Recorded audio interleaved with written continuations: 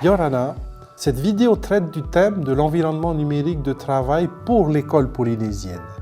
En effet, cette année, le ministère de l'Éducation, qui est aussi en charge du numérique, a décidé d'expérimenter cet outil dans 4 communes, 3 sur Tahiti et 1 dans les îles Marquises. Alors d'où nous vient cette idée qui est évidemment intéressante? C'est à l'occasion des premières assises du numérique éducatif de Polynésie française, initiées par notre ministère et en partenariat avec le vice-rectorat, qu'est né ce projet.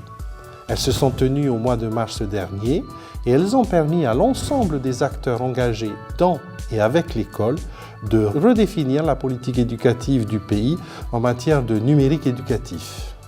5 thématiques fortes ont ainsi été mises en débat. Quel niveau d'équipement, quel débit de connexion et quel aménagement du temps et de l'espace proposés dans nos écoles et établissements pour améliorer la réussite de nos enfants. Quels services et quelles applications mettre dans un ENT si tant il est que ce projet voit le jour. Quelle formation des personnels au et avec le numérique mettre en œuvre, notamment pour favoriser les pratiques pédagogiques contributives et collaboratives. Les questions juridiques et éthiques qui se posent évidemment en matière de numérique pour l'éducation. Et enfin, comment redéfinir la coéducation avec les parents à l'ère du numérique. Dans chacun de ces ateliers, la mise en œuvre d'un ENT polynésien a été fortement sollicitée par tous les participants. C'est ce qui nous a amené aujourd'hui à expérimenter, sous l'égide de notre ministère, un environnement numérique de travail dans notre école polynésienne. Alors qu'est-ce qu'un environnement numérique de travail? Un environnement numérique de travail désigne un ensemble intégré de services numériques choisis et mis à disposition de tous les acteurs de la communauté éducative d'un ou de plusieurs établissements scolaires dans un cadre de confiance. Il constitue un point d'entrée unifié permettant à l'utilisateur d'accéder selon son niveau d'habilitation et son profil à ses services et contenus numériques. Il offre un lieu d'échange et de collaboration entre ses usagers et avec d'autres communautés en relation avec l'école ou l'établissement. Comme vous l'a dit précédemment M. Laflaquière, à la suite des assises du numérique en mars 2021, Madame la ministre a fait le choix de mettre en place une expérimentation sur un ENT polynésien en Polynésie, fait par les Polynésiens. La contrainte était forte. Il s'agissait de mettre en place cet ENT dès la rentrée 2021. Nous avons donc fait le choix de la prudence et de l'urgence. Nous avons été sur le terrain, nous avons rencontré des acteurs qui se sont déjà lancés dans cette expérimentation. Il s'agissait du lycée hôtelier de Utu Mauro, du lycée Paul Gauguin et de l'Université de Polynésie française. Suite aux échanges que nous avons pu avoir, nous avons fait le choix de prendre la société eTop Éducation qui propose une solution que l'on appelle OSE. Alors c'est un outil qui est éprouvé en France hexagonale. Il est unique de la maternelle au lycée et il est évolutif. Il correspond exactement aux besoins de la Polynésie. En voici donc une vidéo de présentation qui pourront nous éclairer sur les possibilités de cet outil. OSE est une suite d'environnements numériques de travail qui permet la liaison entre les établissements scolaires, les élèves, leurs familles et offre des usages numériques pédagogiques complets aux enseignants. Et c'est uniquement pour le second degré? Absolument pas. Les écoles maternelles et élémentaires ont également leur OSE dédiée, adaptée aux spécificités du premier degré. Cette plateforme pour les écoles s'appelle OSE 1D. OSE 1D permet d'avoir un tableau d'affichage numérique pour informer les familles, un agenda pour l'établissement, un cahier texte propre à chaque élève, un carnet de liaison, des espaces collaboratifs, des casiers de collecte, des ressources numériques et bien d'autres encore. Et côté collectivité? OSE 1D a tout prévu.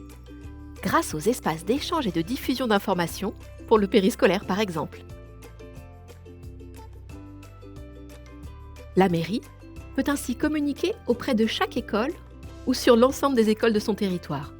Elle peut également cibler un type de profil, parents d'élèves, enseignants, directeur ou directrice d'école, ou simplement un utilisateur. Bon, le mieux c'est d'aller voir. Afin de faciliter la prise en main de l'outil, le ministère de l'Éducation et la DG2E ont mis en place des formations qui ont d'ailleurs débuté depuis août 2021, donc à la rentrée, et qui vont se poursuivre jusqu'à décembre 2021, pour ensuite passer à la prise en charge par les enseignants et par les élèves, et donc tous les usagers de cette ENT à partir de janvier 2022. Les formations concernent qu'un bassin spécifique expérimental qui représente en fait à peu près la Polynésie dans son ensemble en termes de connexion et de moyens numériques. Donc il s'agit des écoles de Paea Papara Tereuta, des collèges et du lycée aussi, des CETAD et de l'IME, et des écoles et du collège de Nukuiva. Cela représente à peu près 8000 élèves pour la première année. Ensuite, on va étendre le bassin d'expérimentation à d'autres écoles de Tahiti, de Raiatea et de Hao. Cela représentera à peu près 20 000 élèves en plus. Et enfin, en troisième année, nous passerons à une généralisation pour toutes les écoles de Polynésie française. On pourra y inclure les 53 000 élèves qu'il y a dans notre système éducatif en Polynésie.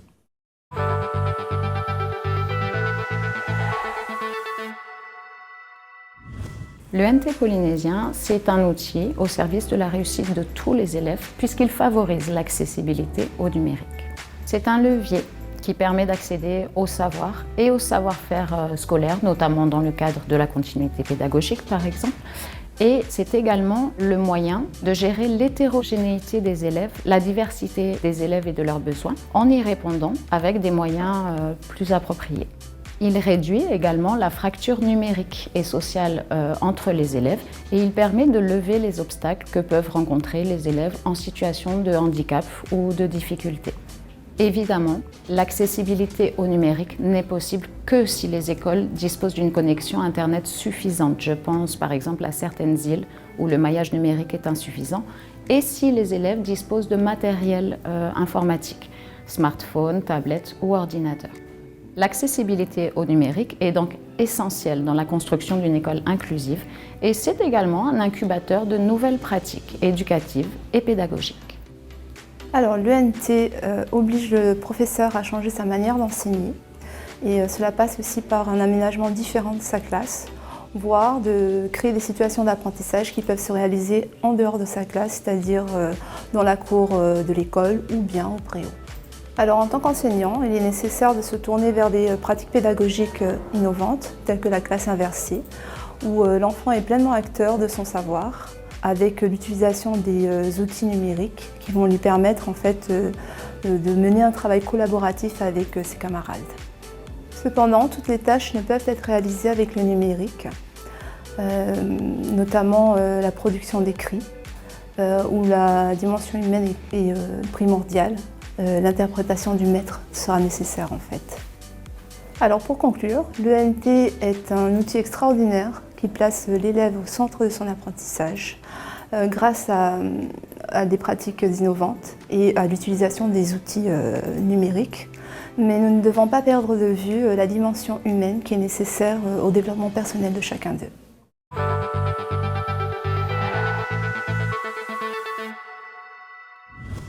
En tant qu'inspecteur d'éducation nationale, je suis convaincu de la nécessité de mettre en place une certaine horizontalité dans le pilotage pédagogique de la circonscription. Et si vous voulez, l'arrivée de cette ENT va faciliter l'impulsion de nouvelles modalités de management déjà engagées.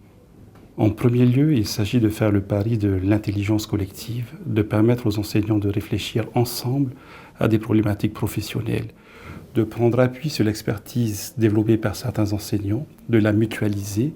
Et donc, il s'agit de mettre en réseau les acteurs, de mettre en place, de favoriser des modalités de travail plus collaboratives entre les enseignants de la même école et de différentes écoles, et donc de promouvoir de nouvelles façons de travailler dans l'éducation. Enfin, tous ces éléments vont permettre également de développer de la formation à distance, ce qui pour nous va réduire les coûts en termes de formation compte tenu du contexte de la Polynésie française. Et tous ces éléments vont être finalement un facteur de développement professionnel pour nos enseignants et, in fine, permettre une meilleure réussite de nos élèves. Et j'espère que cette ENT va nous permettre également d'atteindre un des objectifs de notre projet de circonscription, qui est de faire de la circonscription 7 un véritable territoire apprenant. Cet environnement numérique de travail s'inscrit dans notre projet d'établissement depuis 2 ans face à la réforme du lycée et à la transformation de la voie professionnelle. Nous avons constaté qu'il est important de mettre à disposition auprès des enseignants et des élèves un environnement numérique qui améliore le travail collaboratif, indispensable dans la préparation de nos élèves aux différentes épreuves du baccalauréat, du BTS ou du CAP. Donc cet outil a été déployé depuis janvier 2021 grâce au soutien de l'équipe du vice-rectorat. Donc nous avons déployé cet outil à la rentrée au mois d'août et cela nous a permis d'assurer la continuité pédagogique durant la période de confinement. L'objectif principal, c'est vraiment d'aider les élèves et les enseignants à travailler en étroite collaboration. Donc cet outil est mis à disposition durant la période scolaire de temps de travail en classe, mais également hors temps scolaire où les élèves peuvent continuer à travailler au sein de l'établissement grâce au Wi-Fi du lycée, mais également à la maison. Les élèves qui ont des difficultés, le lycée, grâce au fonds social lycéen, leur met à disposition une tablette. Donc voilà, donc cet outil nous permet également d'améliorer notre travail de collaboration avec les partenaires professionnels dans la préparation des stages, de nos projets, concours, etc. Mais également de travailler sur le concept de coéducation inscrit dans notre charte de l'éducation avec les parents d'élèves qui nous proposent des recettes traditionnelles. Et à ce moment-là, donc, on travaille avec les enseignants et les élèves sur ces différentes propositions des parents et on leur propose après donc, un atelier en présentiel au sein de l'établissement.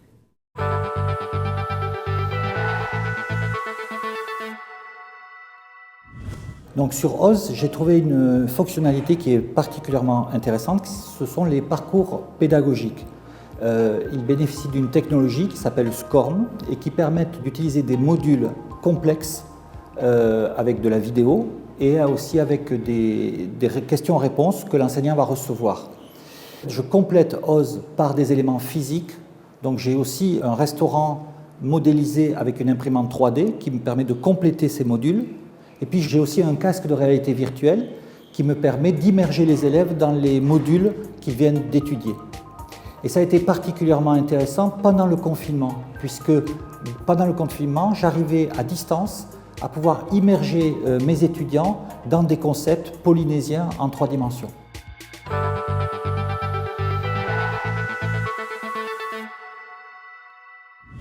Alors OZ, on l'utilise depuis cette année scolaire. On l'a reçu pendant la première semaine du confinement. On a reçu nos codes. Du coup, certains profs utilisaient OZ pour mettre les devoirs. Donc ici, on a une case devoirs. Après, on pouvait voir les cours aussi. Après, dans les études, OZ, ça me sert par exemple de voir les devoirs, de voir aussi les cours, les événements, s'il y a des visioconférences, et aussi de voir les contenus des cours ou le contenu des projets que l'on a organisés. En fait, les projets, c'est dans la classe, il y a plusieurs groupes de 4 personnes, et donc chaque groupe a un thème imposé. Et avec ce thème, on doit constituer une soirée qui va permettre, à partir de la rentrée de janvier, de faire des soirées au restaurant. Donc chaque mardi, il y aura mardi soir, il y aura une soirée organisée par un groupe. Par exemple, ici, on a les projets et on a des dossiers auxquels on peut accéder pour les cours.